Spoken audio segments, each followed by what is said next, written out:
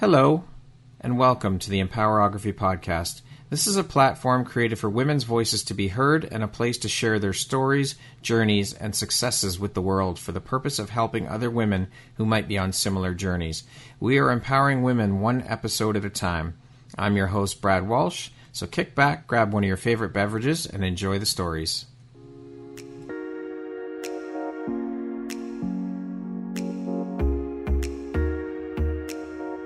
If you're looking for jewelry that makes an impact on your self-care routine and your style, Empowerography would love to offer you a discount code to one of our exclusive partners, Quartz and Canary Jewelry and Wellness Company. Please use code EMPOWER15 to receive 15% off upon checkout at www.quartzandcanary.com. Quartz and Canary is truly the place where spirituality meets style. Hello there, Brad Walsh here, your host of the Empowerography Podcast. Today, my guest is Tiffany Gaines. She is an entertainment industry executive and the owner and founder of SS Global Entertainment. How you doing today, Tiffany? I am wonderful. Thank you so much for having me. Thank you so much for making the time to be here and share a bit about your story and your journey and all your entrepreneurial endeavors with us here today on the Empowerography Podcast. I appreciate that. Absolutely. So let's jump right in. Tiffany, as I mentioned, you're an entertainment industry exec. You are the owner and founder of SS Global Entertainment. You're also a partner. You are the CEO of LRT Entertainment and the label manager for Rick Ross Music Group, CEO of Amada Records. You have a bachelor's in political science with an emphasis on law and society. All I can say is, wow, my mind is blown. This is one hell of a lot of hats you wear. I have to ask, first off, where on earth do you find the time to fit all of this stuff into your life and have a life as well? That's a lot. Yes, it is. You know, it's funny. And I did include this in my book. So we might as well add that title in there too. Yeah. We'll throw author in there. Yeah. Yeah. Best-selling author, right? But, you know, balance is key because as an entrepreneur, you don't want to stop. You obviously want to pivot when you need to, but it's always about keep going. What else can you do to scale? How can you help more? So I just feel like when someone introduces any opportunity to me, I'll really take a full glance and say, can I add this to what I'm already doing? And if I can, then I'll figure out how to balance it. So balance is key. That's really what it is. So I want to know, how do you go from having a bachelor's in political science with emphasis on law and society to working in the entertainment and music industry? I mean, did you originally want to go into the law side of things in the entertainment industry? Yes. And okay. I actually still plan on doing that. It's a funny story behind that. So I was 18 years old. I was undeclared. Obviously, I graduated from University of Riverside. Okay. The problem there was, what am I going to do? I don't know, what path to take. I know I wanted to help people. So initially I thought of being a psychiatrist, somebody that would help with therapy, maybe mental health, whatever the case may be. But then this is a strange situation, but I always call it destiny or, just the way things work out. Yeah. The universe. So I'm sitting at Kentucky Fried Chicken and this guy by the name of Tom Owens, he was the leading investigator of the Rodney King trial. Okay. He just walks up, gets his meal, and he comes up to my table. I was sitting by myself.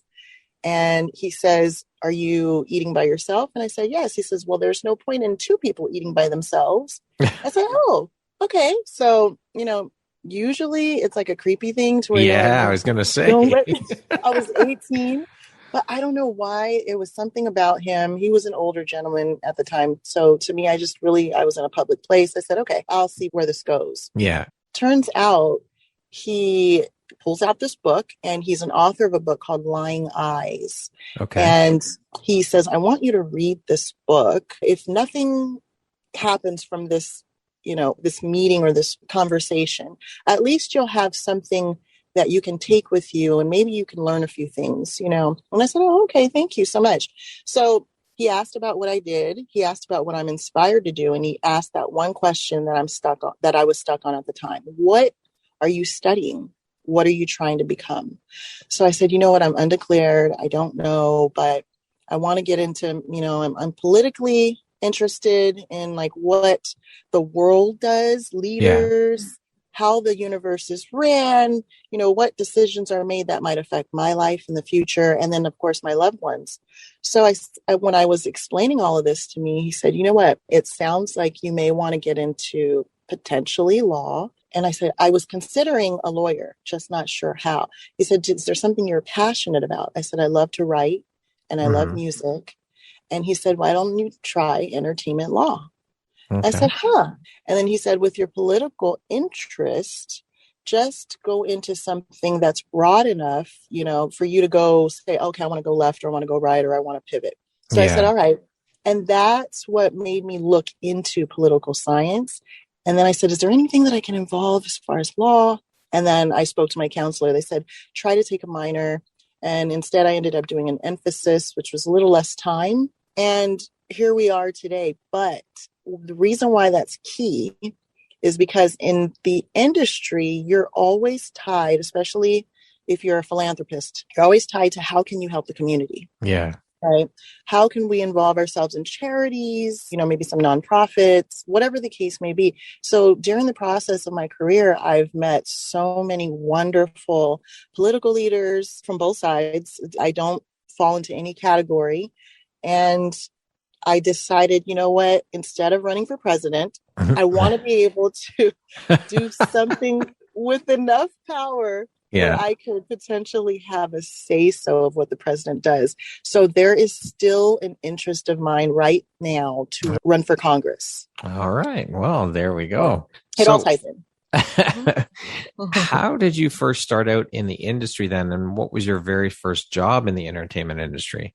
Baby fat. I started out as wanting to be a model of some sort, let's see what we can do with this. I wanted to be in the entertainment space. Wasn't sure where I was going to fall into, but I signed a contract with Barbizon Modeling. Well, first it was Malibu Talent Agency. Okay. Then I got a contract with Barbizon, and Barbizon ended up introducing me to Baby Fat. And from there, I met quite a few people from Russell Simmons, obviously Kimora Lee. We started doing certain gigs and I didn't like the way they were treating the females. Right. And I noticed it was almost a distasteful, like a feeling of inferiority. I don't know. I just felt like, hey, there's a problem here. Yeah. And I said to the girls, do you guys feel like there's the leaders here or the people in charge are kind of, and they're like, yeah, we do notice that, because they wouldn't call us by our names. Oh. And they would just say, hey, you in the blue. And it became a stigma to the point where I loved the gigs. I loved meeting people, networking, but I wasn't interested in the way they treated everyone. So I decided to take things into my own hands, which is where Blazes Entertainment came in. Amazing. So how long have you worked in the entertainment industry now? Since 2001. 2001. That's when Wow. Yeah, 20 years. Awesome. You're dating me. No, not at all. I think that's incredible. What would you say is one of the most exciting or inspiring things about your career? Helping people. I mean, it's one of the reasons why I decided to come up with the title of my company. We can get into that later, but there's a sense of fulfillment that I believe anyone should feel when they help people. There's a great type of sensation that's kind of obviously unexplainable when you receive, especially if it's something you've wanted for so long or you've worked for. But if it's giving, that feeling that you get when you see someone's eyes light up, or even if it's reciprocated well, that reward that you get back in return doesn't have to be right away, but it can be later. Yes. There's a rapport built. Yeah, it starts from there. Okay. That's pretty much that's what fulfills me. Yeah. Now, I come from a corporate background, and I've seen even now and still that mindset and behavior of the old boys club mentality when it comes to equal pay for women and women in C-suite level positions in corporations.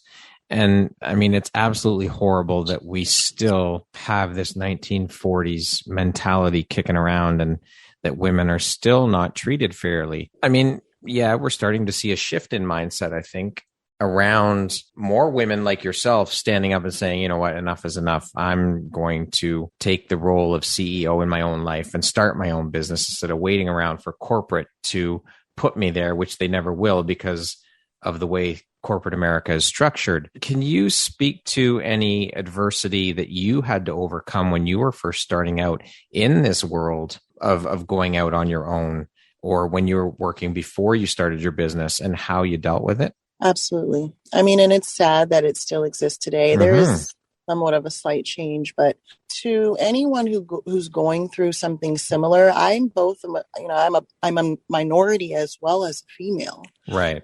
So that was a double whammy. Yeah. And in the entertainment industry, even in the political world, anywhere in power, there's always going to be our male counterparts who they just have some sort of say. I don't know if they even realize it at times. And a lot of times I don't even think it's directly at us. Mm-hmm. I think that it's something that's inside them. They feel a sense of superiority, and as they should. I feel like there should be, once again, balance. Right. If everyone knows their roles, then we can see where our strengths lie. And if there's any weaknesses, we can just help each other, become stronger together. Mm-hmm. And I think that's really, obviously I started my company initially because I felt the issue at hand. Right. So I said, there has to be something done where I can become a voice for females in general. And it didn't really fall into minorities at the time, but for females. Yeah. Right. And then once I started becoming a person in leadership, obviously, and I started having that voice that I was looking for, I did empower a lot of females, but I started teaching them that, listen, we're not trying to overpower the male counterparts in our circle. What we're trying to do is empower ourselves as females. And then together we can go, and the males in our industry can say, you know what, they're an asset. And then they welcome our energy. Right. And I think that's what's necessary for us to really, really focus on if we do see that in any industry. So how did overcoming those adverse situations and that adversity fuel your drive and passion for the work you do now? Oh, it's still going. It's still going. You're going to go through ups and downs. It's kind of like the weather. Yeah. You never know what's going to be thrown at you. So you always have to be prepared. And because I'm an entrepreneur, I always find myself entering into different opportunities or possibly new events, even joining new groups, new companies, becoming a member of a cohort, whatever the case may be. And I am going to find where there will be the same scenario, just in a different situation. So, you have to keep your guard up. And at the same time, you have to understand where you stand. That's at least what I do. Mm-hmm. I understand that I am a woman. I am a minority, but I do bring value to anybody or any organization that I'm working with. And I think if you focus on that as opposed to focusing on the issue or the potential issues, then it's easier to get through. It won't stop. It's not something that's going to end. Yeah. I just don't see that. There's too many personalities and characters that reside in any industry. So it's going to come, but you just have to be ready. That's all. What are your thoughts on the shift in mindset on the landscape of entrepreneurship and women-run businesses? And secondly, in your opinion, how do women continue to push through and continue to break down these ridiculous barriers and ways of thinking? I think after studying so many personalities, keep in mind, I have dealt with nearly 5,000 people, 59 record labels, and we keep going. Yeah. So with that, I find that there's a lot of ways that people deal with challenges and whatever the case may be. And I've actually learned from them. I just think we need to, once again, balance. Yeah. I really don't. I don't have the answers. And you're going to find that in the book. Everyone's different. I wish I did have the complete blueprint. That's why my blueprint, Shared Success Blueprint, is going to be a series, because it's going to be ongoing. We're going to be challenged and we got to stick together. I'm way former fashion. Yeah. Now, as mentioned, you're the owner and founder of SS Global Entertainment. What was the inspiration behind starting your own entertainment company? Well, Universal Music Group has always been a passion. Mm-hmm. of mine. They're the largest distributor. Well, they're not the largest distributor, but they're the largest distribution company. Okay. They distribute through Ingrooves. They recently acquired them. And their company just, to me, represents success, and it consistently grows into something bigger. And I'm the small version of Universal Music Group. Let's just say that. I don't want to take anything from them, but Yeah. they have all of these subsidiaries under them as far as labels. They also sign and either non-exclusively or exclusively sign artists. They have so many different compartments. They help in so many ways. And I feel like if I could make a difference in anyone's world, I would love to do that, but be able to, control at least the direction. Because I think that I've worked with them for a while. I've actually worked with them through Ingrooves and, of course, A&R reps and some senior executives over there. And so I know the challenges. So I kind of deal with them and kind of ask a lot of questions and say, you know what, that might come up, or that has come up within my company. And I use them as really the main blueprint. And because of that, Shared Success Global keeps growing. I'm constantly studying the greatest competitor of all, I feel. Can you speak to us a bit about what Shared Success Entertainment does and is all about? Absolutely. So we are not the traditional distributor. There are distribution companies out there, and I don't want to say names, but what they do is they're service fee distributors. They don't focus on the artist, the best interest of the artist. They don't focus on whether the artist is earning. They simply provide this service, which is get your music out there. Right. The problem with that is there's no growth. There's no growth potential because most artists are really winging it. So what we do is I provide a one-on-one training, and it's a monthly consultation where from the beginning, the first 4 to 6 months is really me just training the artist, distributing their music, and ensuring that they're registering properly so that they can earn from all angles of the music and entertainment industry. And that's from the music side. So once the 6-month program is completed, from there, they're going to start seeing monthly income based on their efforts, which is through strategies that I teach. Okay. So this is more of an educational process. It's not like you buy, the service with these companies and then you're on your own. With me, it's a one-stop shop, right? So I'm a VP of a company called Hush Media Networks, and I'm also the COO of a company called Amada. Yeah. And together, those entities help us become this one-stop shop. We have literally everything from, the smallest promotional packages all the way up to major label services, from touring to publishing deals. And because of that, I feel that we represent the company that doesn't exist right now as far as helping creatives. So we're a nonstop shop. And of course, me being a celebrity publicist, that just puts, and a manager that puts the icing on the cake. Yeah. If I see potential, then I'm either they're going to ask or I'm going to suggest, hey, what do you think about me, bringing you on as an actual client? So there's so much room for growth, and we're always researching, expansion and changes within the industry. And I think instead of just a company working on or focusing only on services, which is money, me, I'm the complete opposite. If they look good, I look good. There you go. And that's a great way to look at it. That's a great philosophy to run your business by and help these artists. Yes, it's needed. Now, you're the CEO of LRT Entertainment. How did that opportunity come about for you? Yeah, so in 2013, I met Lisa Thomas. We were speaking at a BCC conference, and I met a few of the executives that are well known today, Steve LaBelle, Jazzy from Jazzy Management, and I can keep going. But when she got on the panel, she kind of explained what she did. And initially, when I was on that panel, I was the founder of Blasia's Entertainment, which was my first company. Okay. So I had a roster of 2,000 creatives.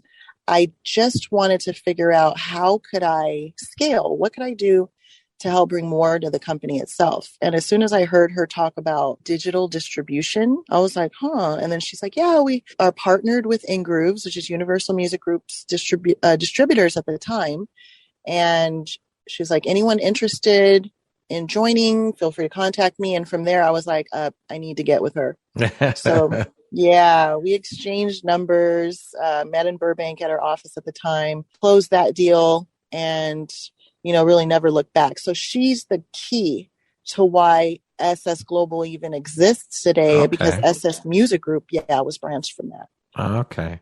Now, what are some of your responsibilities as the CEO of LRT Entertainment? We're actually very separate. Yeah, her roster is quite small. She's pretty, she's one-on-one with her clients. So my entity actually carries LRT Entertainment. So Okay. the roster itself, nearly 5,000 artists and, 59 record labels. Wow. Before that, she was like, you know what do you think about taking on the role of CEO? And I was like, yeah, that would make a lot more sense. And so I really just helped with reputation management. But for the most part, LRT, I feel, is really just the umbrella that sits behind the scenes and says, yeah, good girl, go do what you got to do. Yeah. But SS Global really runs the roster. Now, how did the opportunity to become the COO of Amada Records happen? What are your responsibilities there as CEO, COO? Of course. So in 2017, I came across one of the websites. So we actually met through me purchasing one of the services for a client of mine at the time. And I wanted to see, this looks interesting. So everyone knows that Source magazine usually costs around $600 and up, right? Okay. So I saw on the website it was $60, and I was like, "Oh, this is it. This is mine." But I figured it might have been a typo. Yeah. So immediately when they contacted me, I said, "Is this a typo?" And they were like, "Yeah." But I said, And then the CEO at the time, which is Eric Jones, said he contacted me directly. I don't know if he looked me up and saw potential. I never even asked that question before, right. But we ended up talking and we started distributing projects separately from SS Global. And he was like, "Man, you have a large roster." I said, "Yeah, I got a full machine over here." And he's like, "What do you think?" I mean, we both really were mutually interested in combining our services. And I saw a lot of areas where I could help structure the company Amada, as well as Hush Media. So, he's phenomenal when it comes to building empires, building websites, building the look, SEO. He has so many strengths in his area, and I do as well in mine. So it just kind of made sense. It's a natural fit. Absolutely. So here we are today. And now you're also a label manager for Rick Ross Music Group. How long have you been working with Rick Ross Music Group, and what do you do as a label manager? Well, Rick Ross represents Freeway Rick Ross, the real Rick Ross, and I've been managing him since 2012. So I've been a part of a phenomenal management team since the beginning of time, and we've helped simultaneously. It's always going to be a group effort. It's never a me situation. Yeah. We've helped him become a best-selling author, a philanthropist. When we first took on the gig, it was very hard. It was difficult because you either hated him or loved him, Like, that's really what it was, black and white. Yeah. And I was like, man, is this really for me? But a mutual friend, Suave Churchill at the time, said, "Listen, manage him. Come on, we need you. We need your expertise. We need your services. What do you think?" And I kind of danced around it. One day I met with him at Denny's. We had a great conversation, and Rick's the kind of guy that when you sit with him, he just has this way about him to where you're just like, yeah, what do you need me to do? Like, you're so cool. I know you ran a whole full empire, $3 million a day, but what can I do to help? And I never looked back. And of course, obviously, because I'm a distributor, I wanted to create a path for artists. For sure. Yeah. So we came up with, it's actually Freeway Rick Ross Music Group, but we initially started it as Rick Ross Music Group. So there's DBA situation there. Okay. Now, it's pretty cool. You being a serial entrepreneur, have you always had that entrepreneurial bug in you? And where do you think that comes from? Oh, yeah, absolutely. It starts from when me and my sister were very, very, very young. We had a $2 a week allowance. Okay. And my sister, every time we would go to Walmart, she'd blow it on candy and whatever. And then there was me. I was like, nope, I'm going to save my money.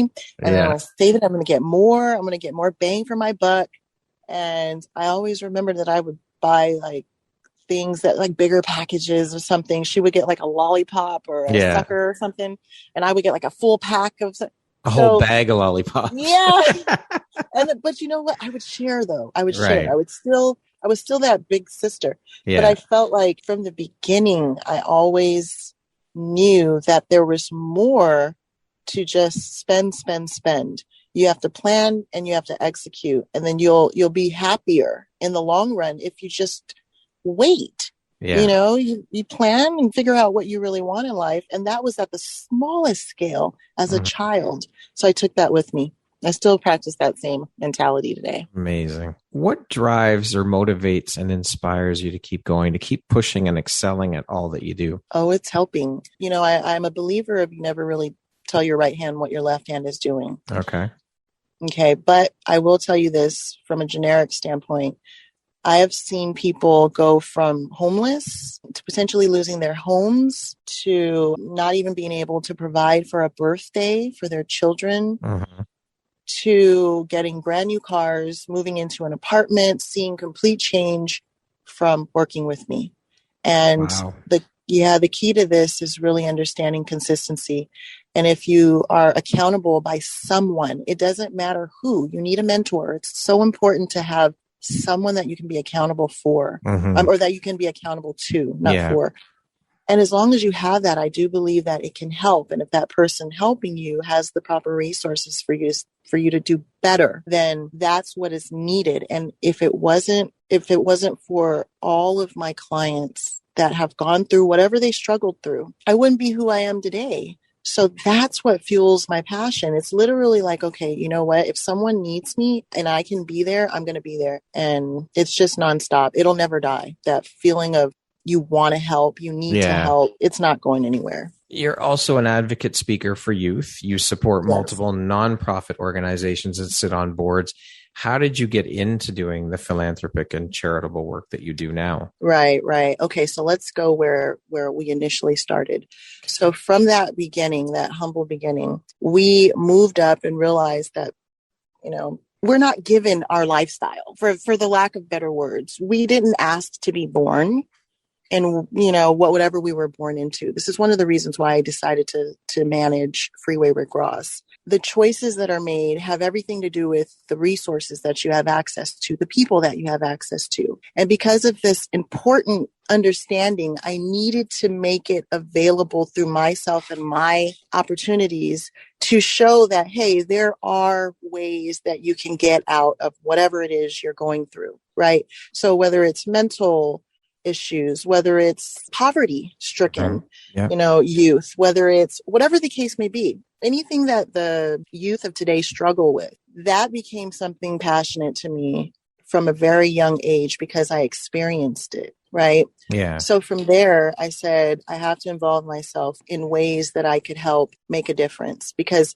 if I had more of that in my past, maybe, you know, things would have been a little different. Maybe we could have been in a better situation financially. Maybe we could have been in a better situation mentally. You know, our mental affects everything in school and it affects the people around us. So that's where it stemmed from.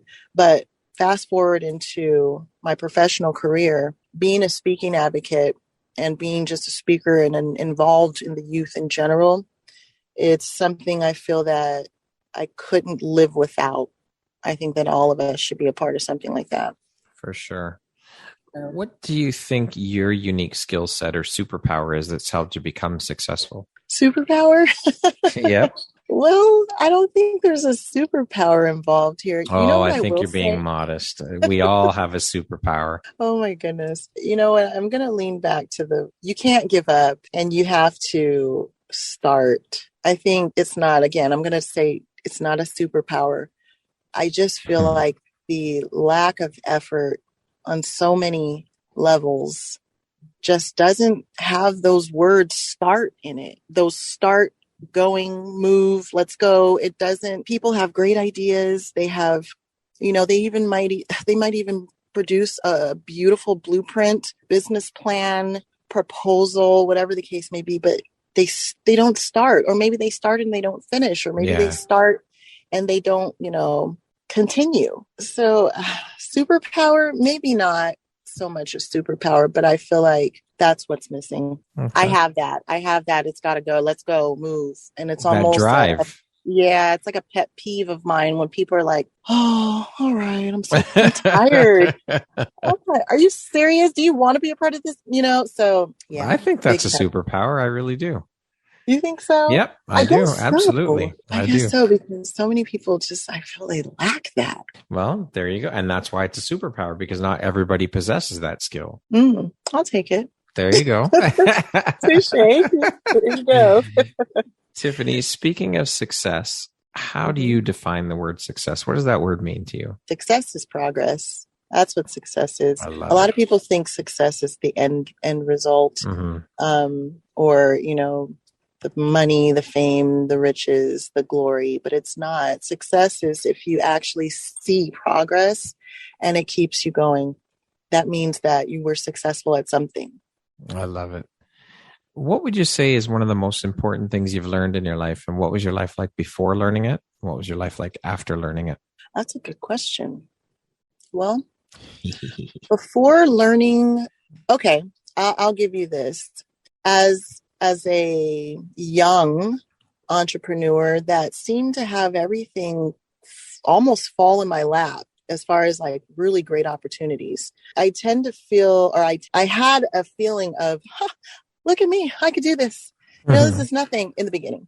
Right. And that was prior to really jumping through all these loopholes of obstacles and restrictions and realizing that it's not going to be as easy as you think it is. While you are getting these great opportunities handed to you, in order for you to maintain your success, you're going to have to put down your pride and you're going to have to work together. You're going to have to humble yourself. You're going to have to ask questions. You're going to have to make it seem like you don't know everything, or at least not even make it seem like you're going to have to admit that you don't know everything.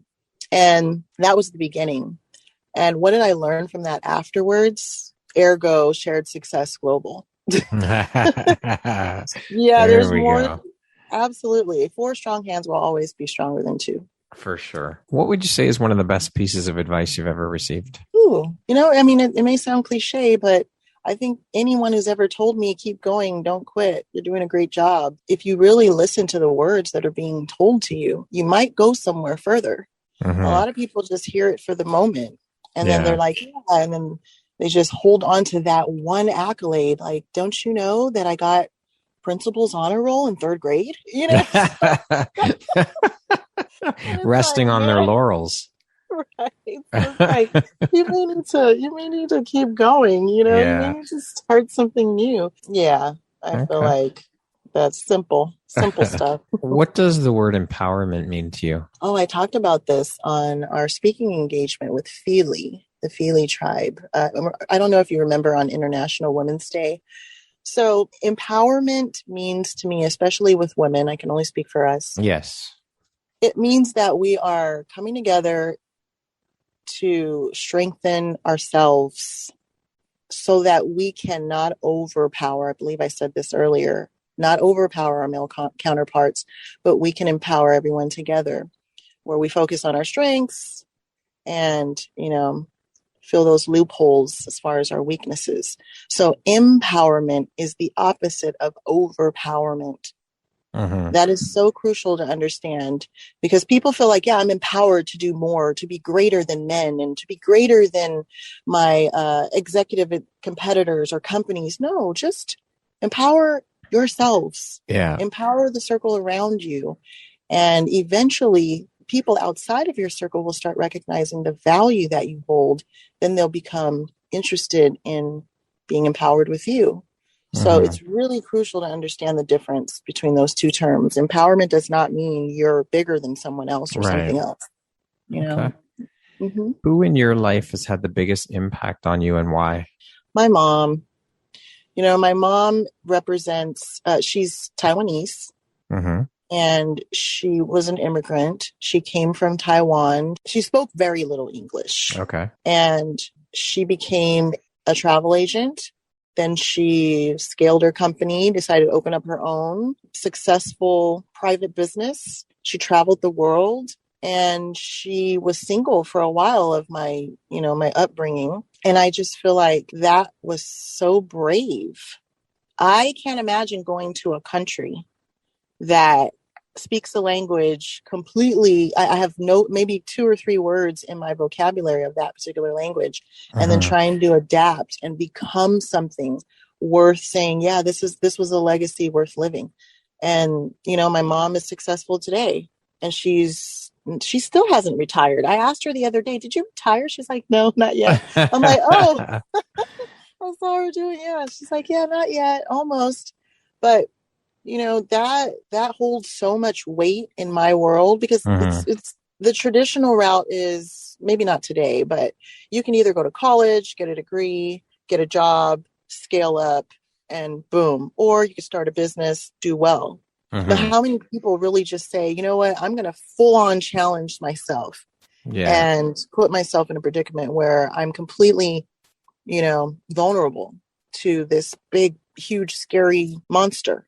Yeah. And she did it. So she speaks English. She doesn't have that insecurity as far as what's going on and are people going to look at me funny, and she's successful in her own right. And yeah, she's my inspiration. Your mom sounds like an incredibly inspiring woman. And yes. There you go. That's where you get your drive from. Indeed. Yeah, definitely. Sure. Okay. We're going to jump into a little rapid fire section here. So the next grouping of questions just be 1, 2, 3 word answer type thing. Okay. Oh, okay. How would you describe yourself in one word? Determined. If you could teach the world one thing, what would it be? Don't give up. What's one thing you want but cannot buy with money? One thing I want. Pardon me? You said one thing I want, right? Yeah. Well, one thing you want but cannot buy with money. Fulfillment. If you could change one thing about the world, what would you change? People. That's a good one. Yes, that's a very good one. What is one of your favorite entrepreneurial books? Oh, is it wrong to say Shared Success Blueprint? No, not at all. Let me stop. I mean, of course, my book. That was super vain. But, no. I love Art of War. Let's just go there. Okay. But really, Shared Success Blueprint. Yes. Everything you need to know to make it in business. There you go. Entrepreneur goodness. Life is? Not for everyone. Very true. The last book or podcast I listened to or read was? Get Real Woke. Okay. That's a podcast. All right. That concludes our rapid fire section. Now back to our regularly scheduled program. What would you say, Tiffany, are the top 3 skills needed to be a successful entrepreneur? Drive, patience, and will. In that order? Yes. Okay. Really, they all weigh the same, but we'll just say in that order. What's your favorite productivity hack for entrepreneurs? You got to pause. You have to pause because it helps you. It gives you that fuel again.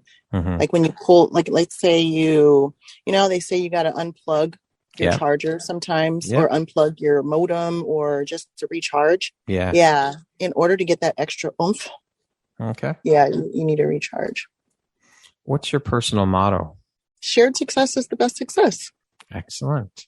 What would you say is one of your biggest failures, or to use another term, life lessons or teachable moments? And what did you learn from it? I don't know everything. Okay. What did I learn from it?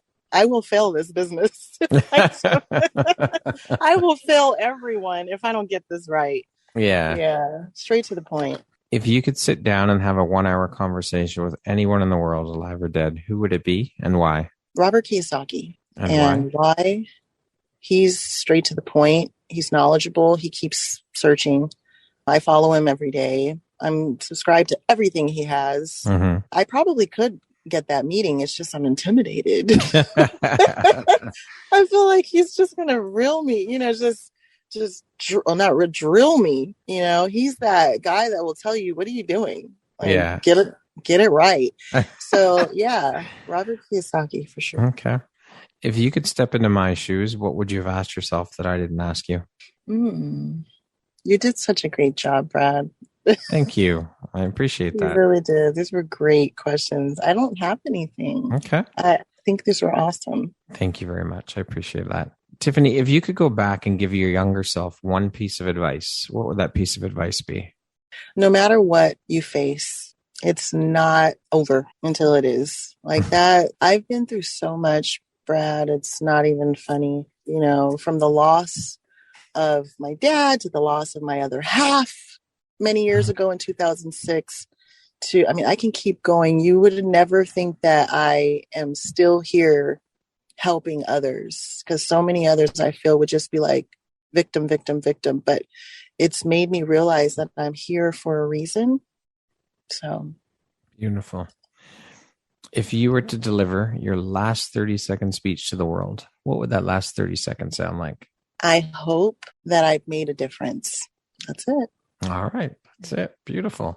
Tiffany, thank you so much for taking the time to be here today and share your story and your journey with us. And I'm so honored, and I've thoroughly enjoyed the conversation. And I'm so honored and happy to have you as a member and part of the Empowerography community. Thank you so much, Brad. I thoroughly enjoyed it. It was a pleasure. Once again, my name is Brad Walsh, host of your Empowerography podcast. Today, my guest has been Tiffany Gaines. She is an entertainment industry executive and the owner and founder of Shared Success Global Entertainment. Thank you so much, Tiffany. I hope you have an amazing rest of the day. Thank you. You too.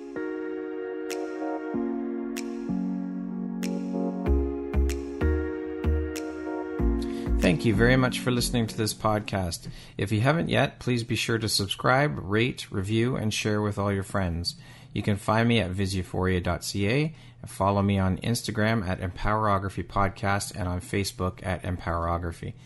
Please join me next time for another inspirational story from yet another amazing woman.